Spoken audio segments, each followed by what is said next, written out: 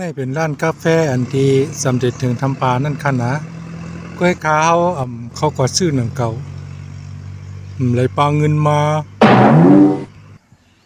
อันนี้เป็นปลายลักกิโลกล้วยค่ะนะเขาเฮ็ดเปอร์อย่างหูเอาไว้ถ่ายรูปไว้กว่าเรียบลับจอมร้านกาแฟนั่นกันนะร้านกาแฟก้อยก็มีเปียดปลาทั้งจีตีจอดรถเข้มเดียบอีกแกะคนกว่าคนมาคนดีเนี่ยก็ใกล้มาเวแกะแต่ว่าร้านในเสียงในขายดีแกะตัววิวดีนังเรียนมนเกี่ยวจอมกันค่ะเป็นที่เรียนที่เหล่ดีแค่ไหนมาก็มาเหล่ทำปลาก็จังเวกันแล้วเนาะก่อนกันมานั่งเรียนกันในเห็นตั้ง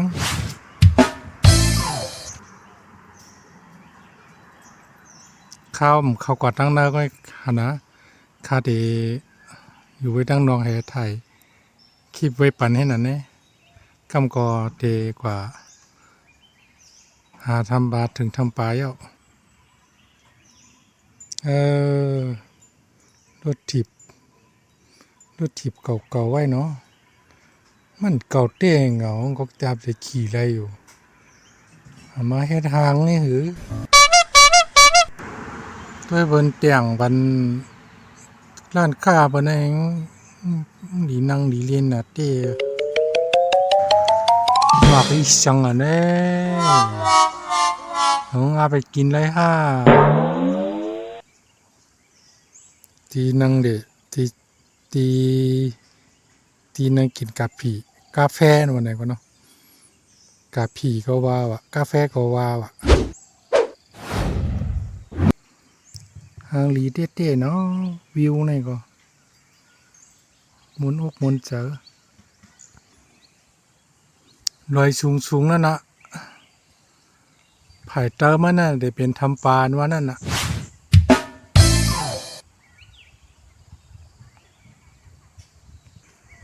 เพื่อนก็เนาะคุกเสียเลยเสียเฮ็ดเนาะหนึ่งว่าเพราะเดี๋ยวเป็นที่เรียนที่เหล่อันคนสูงคนเกียกคนมาเว่ไถ่แคบหางนี่เป็นเรื่องนอกร้านกาแฟนั่นกันนะในว่าเข้มเรียบแก้มช่างถูกไปเถอะผู้ปกครองคนเนี่ยพอมุงหันแดงเดี๋ยวเฮ็ดช่างนี่คนมาข้อดีเนี่ยว่ามันก็มันว่นอะไรคิดอะไรแต่เสียได้อ่ะโอ้ตัวดีไก่ปุ้น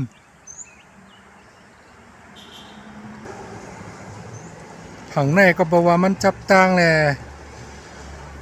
สั่งถูกนั่นน่ะกว่ามากก็ง่ายมาคำเดียวก็พวกหัวเราเนี่ยก็จะจำจึงทำปลาเอามีปลาอุ่งจ้าปั่นปลาหลวนนางเดียนปลาแทงก่อน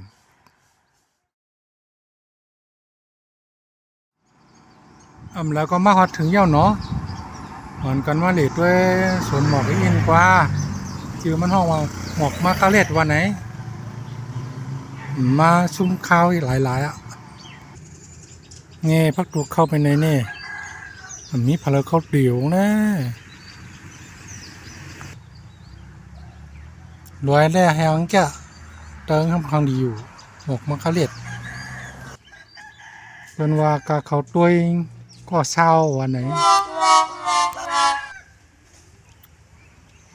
ของเทียมมันไหนวันนั้นก็เคยห้วยเสียงอ๋อ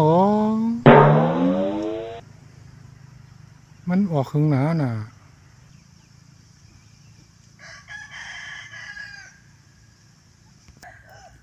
มันก็ใครทางดีเองก่อนแน่มีหลายเมี่ยวเองก่อนลงแน่จอมหมอกแน่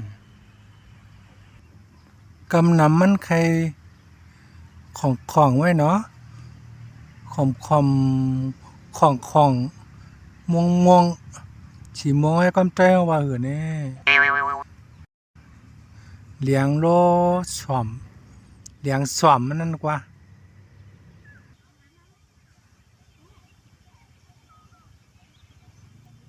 างดีเองก็ผูกจำไว้จำเฮือนจำเยแต่เข้มหรือในหมู่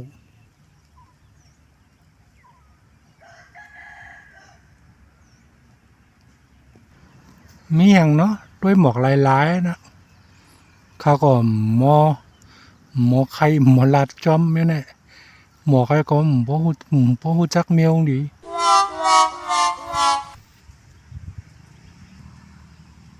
ก็น่าว่าก็บ่หมอกล้าหมอขายหมอหาเฮ็ดหาเงินเนี่ยก็ไล่กว่าเฮาก็จ้าในเป็นแมวอันขาวแมวขาวโยโย่น่ะใกล้เลยเนื้อกาดเนาะเพิ่นเอากว่าเฮาใกล้กดซื้อเมื่อเสริมหมอกหมอน้ำว่าไหนเมืองนำเฮามาด้วยว่ะผมว่าน้องบ่คุยเสียงเอา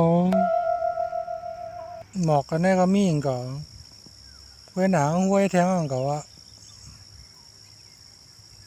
เขาถึงวุดน้ำปันอยู่เนาะ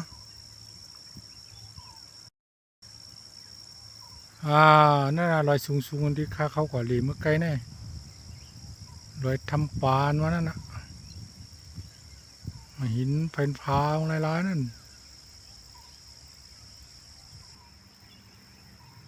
เงินไหนก็อ่ะคนเรียนคนเดียวจังตัวสังเป็นห้างดีตูห้างดีตาก็โอ้รอยแผงใต้ทำปา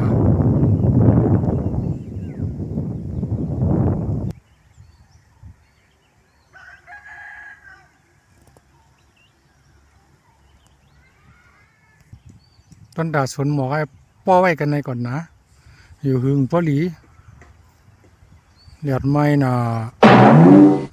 กูเป็นวัดวันไหน